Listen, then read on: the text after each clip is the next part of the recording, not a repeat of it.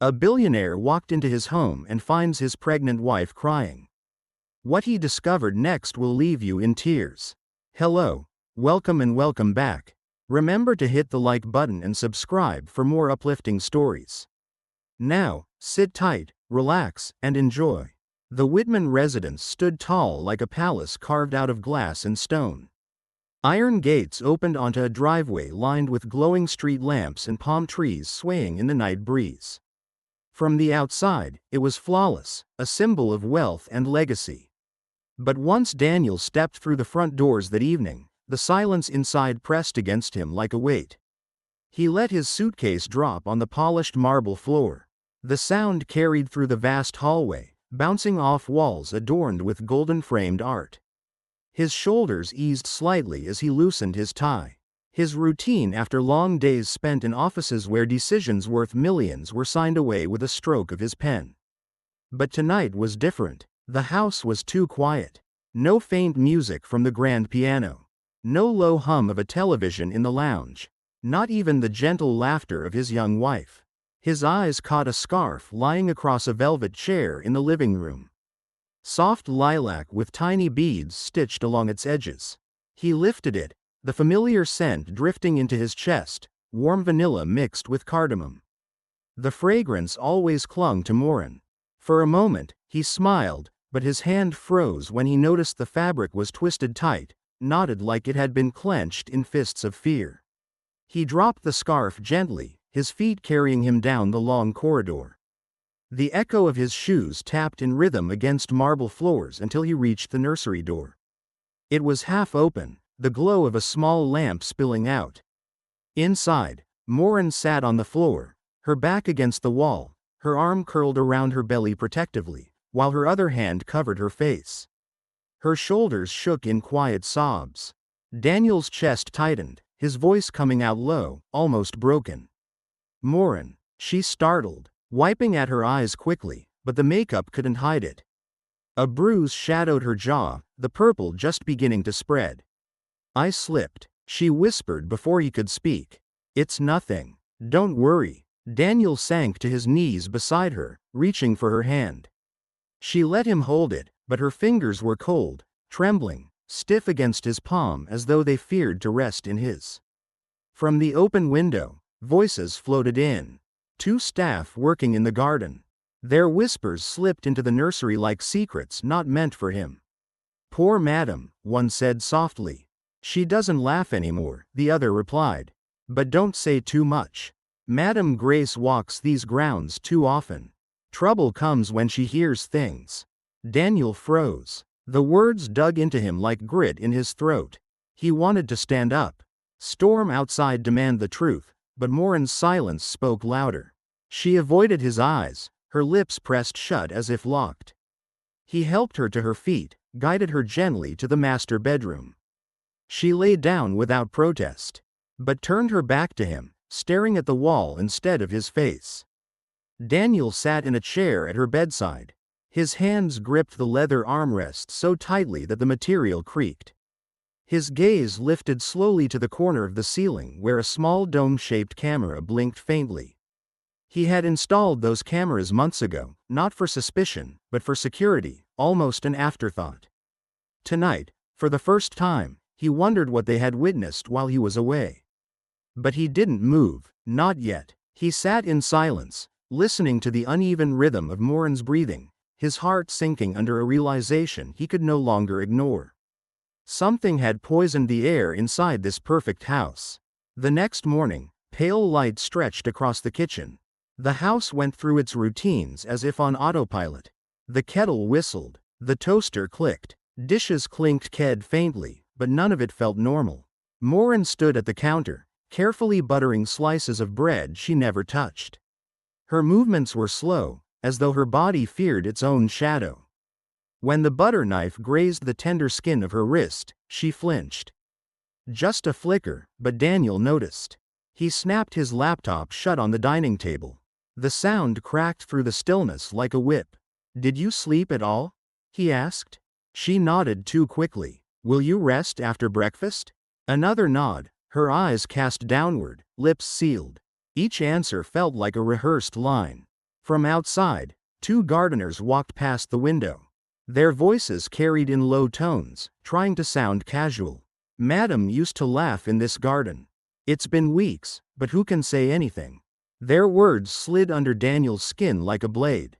He rinsed a clean mug that didn't need washing, dried it for too long, and placed it back on the rack.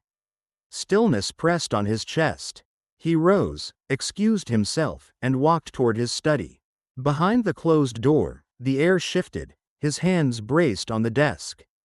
In the corner, the black monitor glowed faintly, patient unblinking. He keyed in the passcode, exhaled, and pressed play. Tiled screens filled with images. Corridors, kitchen, nursery. At first, only ordinary routines. The maid carrying laundry, a delivery left at the gate, shadows lengthening across marble floors. Then the time stamp shifted. 3:15 p.m. The kitchen feed caught movement. Moren at the counter. And then Grace, his mother, entered, regal as ever.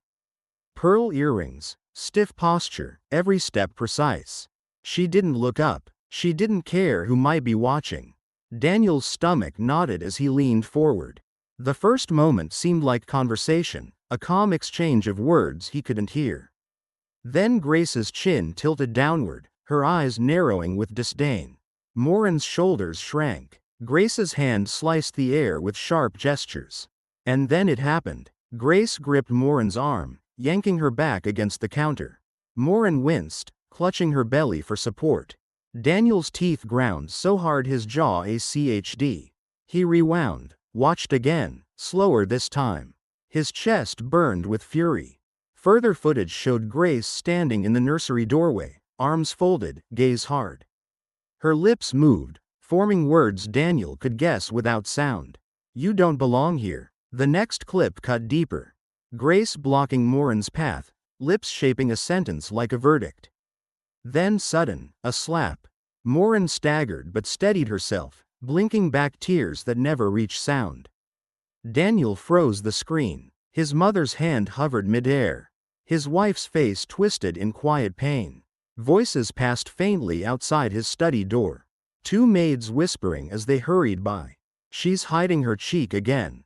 "Doesn't sir. Maybe today." Daniel's hand pressed against the bridge of his nose, eyes shut against the storm rising inside him. If he confronted Grace now, she would turn it into theater. Tears, denial, manipulations. He had grown up watching her perform. No, this time the truth needed to stand without his words. Clear, unquestionable. He scrubbed the timeline further.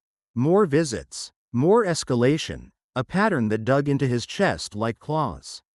When he finally powered the monitor off, the decision inside him had already taken shape, not born of anger, but of precision. He would let the house itself bear witness. He would catch her in the act, and he would make sure no one could twist the truth. That night, Daniel sat in his study, the blue light from his monitor casting shadows across his face. His jaw was set, every nerve tight, his hand drumming against the desk on the screen. His plan unfolded, multiple cameras linked into one hidden system, recording silently, waiting. For the first time, Daniel wasn't afraid of what the footage might show. He was hungry for it. The following morning, sunlight spilled across the breakfast table. Grace entered like royalty. She wore a cream lace dress that shimmered under the light, her coral beads clinking softly as she adjusted them. Her lips were painted deep red, her smile sharp and precise. "Good morning, son," she said, kissing the air near Daniel's cheek before sliding into her seat.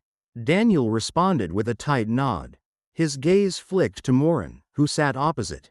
She wore a soft green dress, loose around her waist, her hair pulled back in a neat bun. Her smile was faint, painted on like fragile glass. Grace noticed the smile and scoffed quietly, picking up her teacup.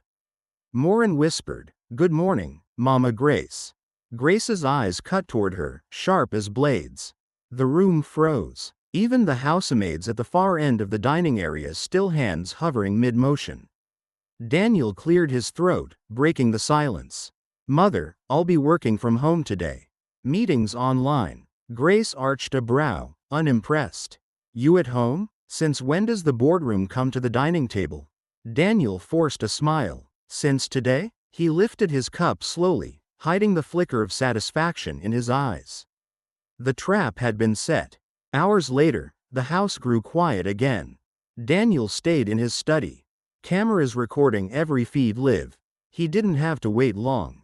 At precisely 2:10 p.m., Grace's figure appeared on the screen, sweeping into the living room where Moren sat, quietly folding baby clothes. Daniel leaned closer. Grace began with words. He could see her lips moving sharply, her hand gesturing dismissively toward the folded clothes. Moren nodded, shrinking in on herself. Then suddenly, Grace snatched one of the tiny shirts, flinging it onto the floor, her mouth curved into a sneer. Daniel's blood roared in his ears. She pointed toward the nursery door, her words spitting out like bullets. Moren shook her head once, clutching the basket tightly. That hesitation was enough. Grace's hand lashed out, slapping the basket from her grasp. The clothes scattered like fallen doves across the polished marble floor. Daniel slammed his palm against the desk but forced himself back into the chair. Not yet. On screen, Grace leaned close to Moren, her finger jabbing at her face. Moren whispered something, pleading fragile.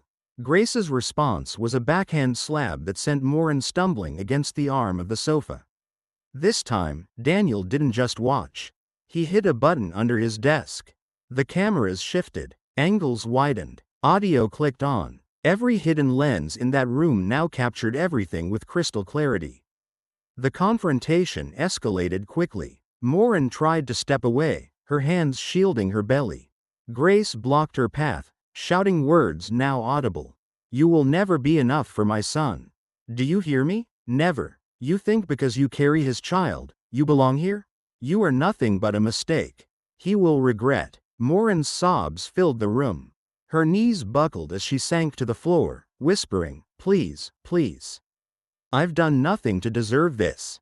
Grace's face twisted. "You've done everything. You stole him from the women worthy of his name, and you think he'll allow a girl like you to stain this family?" Her hand rose again, but this time, another hand caught it midair.